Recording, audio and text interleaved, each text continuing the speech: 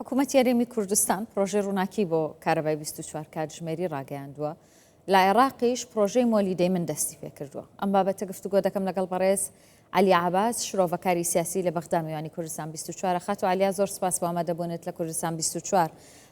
لەو بە دووەداچوونەی ئێمە کە هاوکارانم کردویانە بینیتان هەوڵاتیان گلەی دەکەن و بێ ئومێدیان لە چارەسەرکردنی کێشەی کارەبا پێوە دیارە. هەر بە جدی هیواتان ماوە بۆ چارەسەرکردنی کێشەی کارەبا؟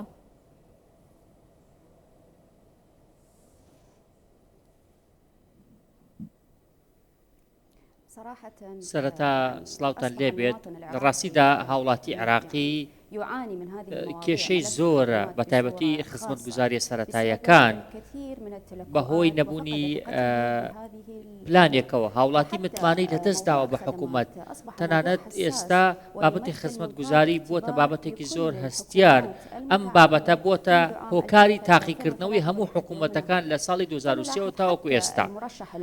بۆ نمونە ئێستا ئەو کاندیدانی کە خۆیان دەپاڵێون هەمیشە دەڵێن کە خزمەتگوزاری دابین دەکەن بەوە هەوڵی بەدەستهێنانی دەنگی زیاتر دەدەن دەچنە ناوچەی تایبەت و هەوڵی بەدەستهێنانی دەنگی ناوچەیەکی تایبەت دەدەن چونکە ئەزان خەڵک بێ خزمەتگوزاریە وەکو ئاماژەم پێدا هاوڵاتی متمانەی لەدەست داوە بە هەموو کۆمپانیەکان بە کۆمپانیا بیانیەکان و کۆمپانیا ناوخۆیەکان چونکە متمانیان نییە خزمەتگوزاری جێبەجێ بکرێت.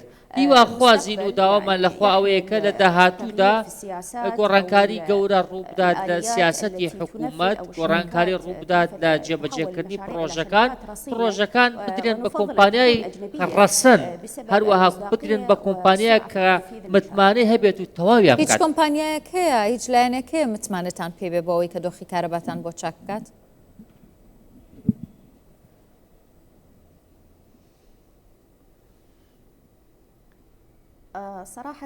لە ڕاستیدا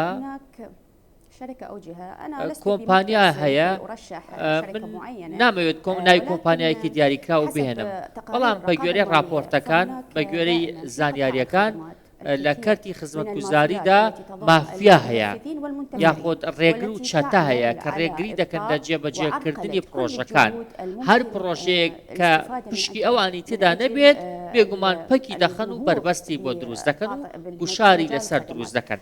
واتە لەبەر ئەمە پێم وایە کە کۆمپانیەکان دەتوانن کاری خۆیان بکەن ئەگەر مافیاکان نەبن.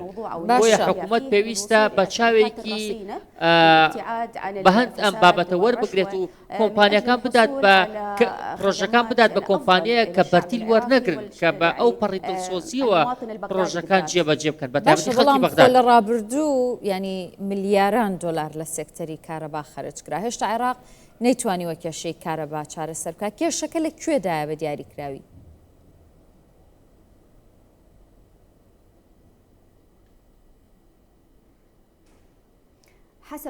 بە گوێرەی راپۆرتەکانی دەستەی نەزاهە عێراق یەکێکە لە وڵاتانی زۆرتری گەندەڵی تێدایە. گەندەڵیەکە شۆڕ بۆتەوە بۆ ناوچەی دیاریکرا و شوێنی جۆر بە جۆر یاخۆت با بڵین کە هۆکاری سەرەکی جێبەجێنەکردنی پرۆژەکان ئەوەیە کە بەشێک لە خەڵک یاخود بەشێک لە بەرپرسەکان دەستیان گرتووە بەسەر کەرتەکاندا.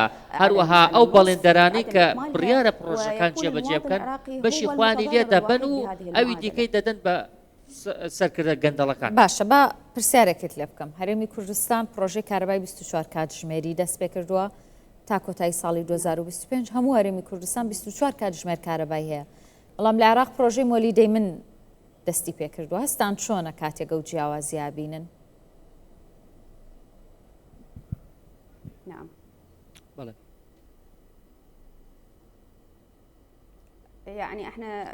ئێمە وەکو خەڵکی بەغداد مەبەست پرۆژەی ڕووناکیە بەڵێ ئێمە بە وردی چاودێریمان کردووە دەزانین کە کاردانەوەی باشی هەبووە. ئێمە هاوڕێمان هەیە لە هەرێمی کوردستان باسییان بۆ کردوین هەروەها باسییان لە نرخەکەشی کردووە کەوتوانە زۆر باشە ڕێن لەگەڵ ئەوەی کە حکوومەتی هەرێم کێشەی موچەی هەیە بەڵام ئێمە هیوادارین پرۆژەی ڕووناکی بگوازێتەوە بۆ هەموو عێراق.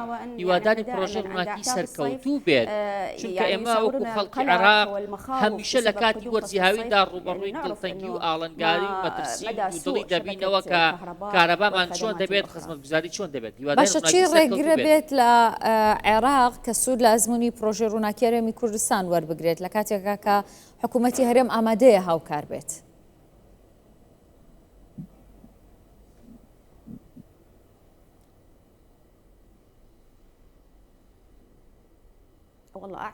من بڕوام وایە کە حیزبێنی سیاسی پشکێنە هۆکاری سەرەکیە بۆ ئەو پرۆژەیە نەگوازرێتەوە بۆ باشەکانی دیکەی عێراق. تۆ سەیری عێراق کە لە وەرزی هاویندا کارەبا نییە، بەڵام لە هەرێمی کوردستان ئەگەرم پرۆژەیە سەرکەوتوو بێت کارەبا هەیە. ئەم وەکو هاوڵاتیەکی عێراقی گرنگ نییە بەلامەوە کێ کارەباکە دەدات. دەمەوێت کارەبای 24 کاتژمێری هەبێت. هۆکارەکەی چییە کە پرۆژێنایەتە عێراقەوە؟ هۆکارەکەی پشکێنەی حیزبیە، هۆکارەکەی ململانەی حیزبیە. پێم وایە ئەگەر ئەو پرۆژەیە بێتە عێراقیشەوە کێشەیەکی زۆر چارەسەر دەکات و سەرکەوتوو دەبێت. بەڵێ زۆر سپاس دەکەم بەڕێز عەلی عەباس، شرۆڤەکاری سیاسی لە بەغدا ڕاستەوخۆ لەگەڵمان بوویت.